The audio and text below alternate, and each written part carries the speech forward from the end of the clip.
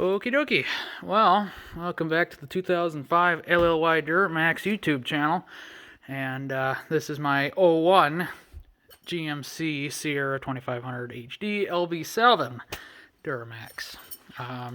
Channel name got named after my dad's LLY, as that was the primary truck at the time. Not mine, but in the family. And so what we're working on today is this passenger door over here would always unlock but never lock on its own. It didn't matter which switch you used. If you used the buttons on your key fob, you'd always have to manually lock it. It was an intermittent problem when I bought the truck about 5-6 years ago, and it had 210,000 miles. Now she's got 272, so I haven't been driving a whole lot the last few years. But this is my only truck at the time, when I first bought it, so it got driven the snot out of it, and it's gotten a full Escalade interior conversion with a Denali 2001-2002 Yukon Denali BCM, which enables fun little features such as having a fully functional trip computer. Tells you what day of the week it is, all that's fun stuff. But it enables you to control things in these older trucks that you didn't get. Now, I think the Sierra Denali, which is only available in a 1500, and I don't know about the 0102, I think they were mainly 03 and up Denalis. But you get to choose when the doors lock and unlock and all that stuff. Otherwise, whatever the truck came with is whatever you get stuck with. Hello. I love when it does that. But the only thing that doesn't work, probably because it's a diesel, is the fuel mileage stuff.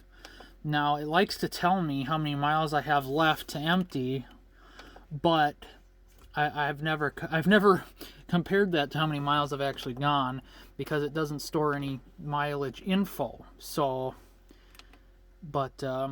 that's fully functional and handy dandy, kind of a cool little feature to have. So, and with the perimeter lights now, when I shut the key off, and watch this, ready? Let's say, okay, so the doors normally lock with this new feature at 15 miles an hour. Okay, so say we're doing 15 miles an hour. Oh, now it's not gonna work. It's making a liar out of me. What a piece of shit. So you can see right here, right? Lock, but that other door isn't locking, but it'll unlock. Okay, glow plug modules coming on and off here, but we turn the key off. Let's say the door is locked, because I'm going to lock it. Once you pull the key start pulling the key out of the ignition, it unlocks. Cool little feature. Still kind of an annoyance when you got to pull up to the house, let somebody out, and the truck's still running. The door's locked, but headlights stay on for a little while. Now I got to rewire the U-bars to the daytime running lights, so they're on all the time. I like that look on my '05 Silverado. And now the interior has this, what's called theater lighting, or theater, however fancy you want to say it. Will sit in the truck. Now, one of the modifications I had done was wired those map lights to come on with the dome light, because, well, it's just an extra cool little feature. And I also did a modification so that these two map lights come on with the center dome light, so you get crap tons of light. But we'll just have a gander listen at the lights when they go out.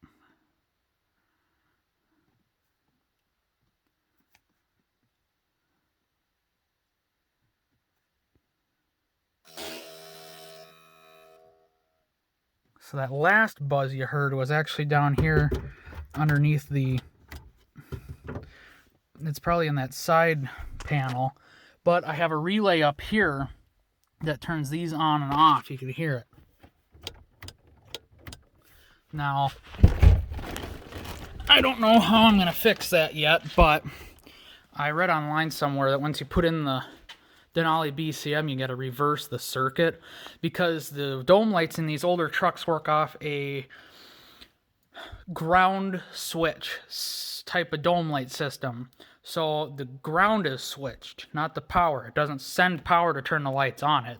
It switches the ground to make a complete circuit in the ground, not in the power. So kind of an interesting little thing. But now I think it's a switched power and a complete ground. But I don't know how I'm going to do the relays yet. And if maybe I can just go get a relay out of a Denali and stick it in here. I don't even know what relay's even buzzing yet. I haven't figured. Actually, I can figure that out. Let's see here. How much you want to bet it's the body one? 12-way. Or no, that's the seat. Okay, never mind. That's the seat. That's the door. And I don't know. It's curious because it's right in here that it's buzzing. And we could fool the system by thinking we close the door by doing that. I'm going to stick my hand in here on a couple of relays and see if I can feel which one's buzzing. Just wait for the light to go out.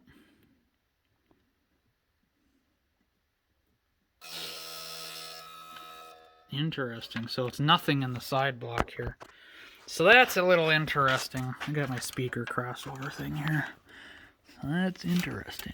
So now I had this working and I was playing with this relay because this is for the lock. And I had it locking. It's making a freaking liar out of me.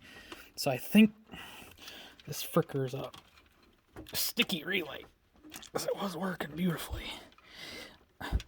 But that was always the problem. You know, it would lock intermittently and then not lock. It didn't matter what I did.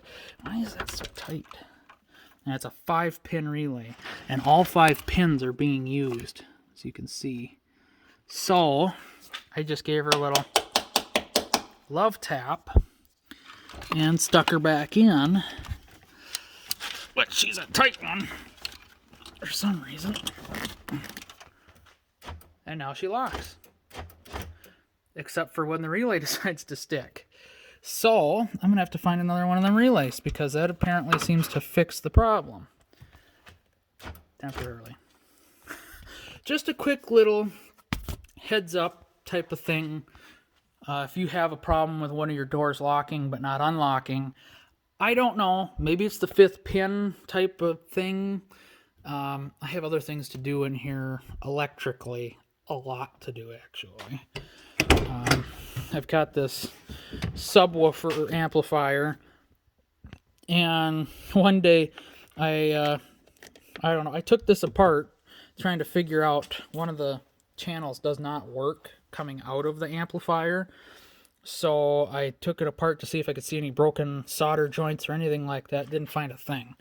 So I put it back together, and of course there's nothing to screw up putting it back together. It for some reason I went to plug it back in and she started melting the wire.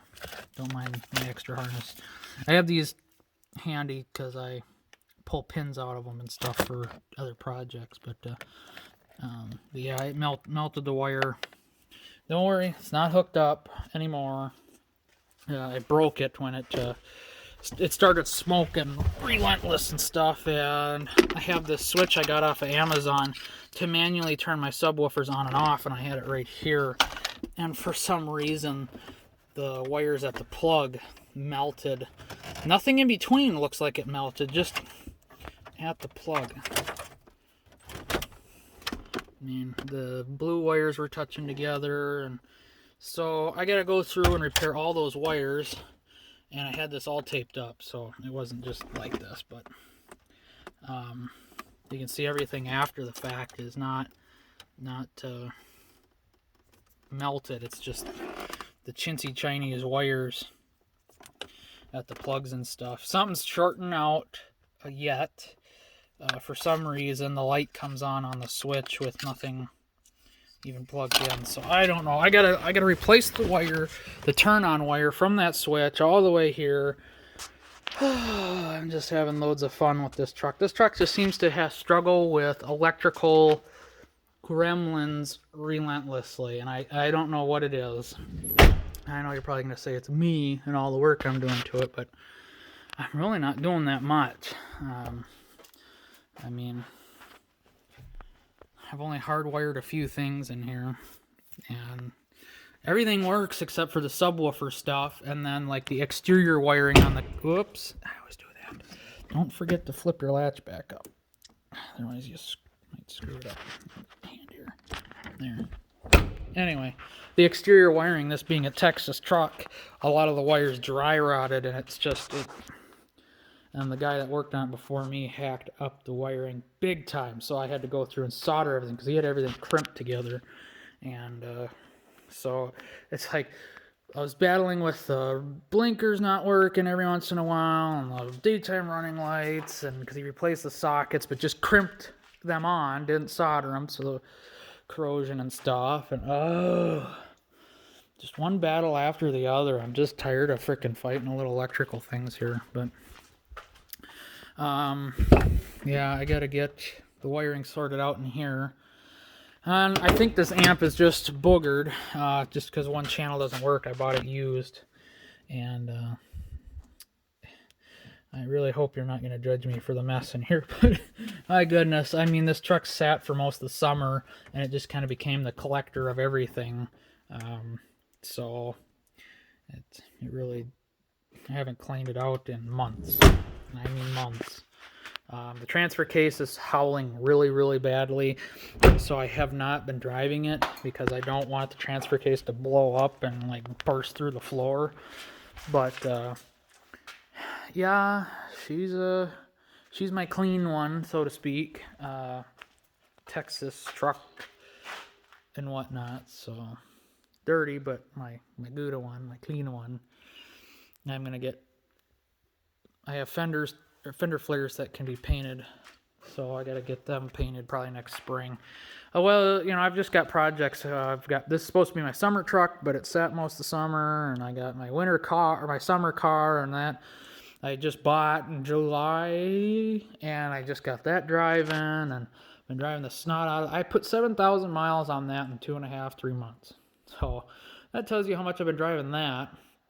And I just need to get the transfer case repaired in this thing or replaced, and we should be back up and running. And then I need a new rear differential, I think, because this thing, it does not lock up for nothing. You get stuck in the snowbank or something, you get one wheel wonder. You try and do a burnout, you might get it to lock up, you might not. It's just, this truck is more of a one wheel wonder, and it's got the locking rear diff, but it does not work right. So, and we're getting a snowstorm right now. Pretty much the first snow of the year, and it's only October 20th. So, we are just loving life. You know, it's freaking disgusting. Holy shit, look at that. Look at that. Wow. We're packing it on. I'm going to have to get the snowblower out. Wow. Look at that. Fun. I'll have to go drive around in it because I enjoy driving in the snow. But especially when the rear end locks up, then you can drift around corners and stuff really easily. But so that's a quick peek at the Duramax and your door lock actuator and a bunch of other little things I just told you about. But I hope this helps you out, and just get your relay checked out. How much you want to bet it doesn't work already?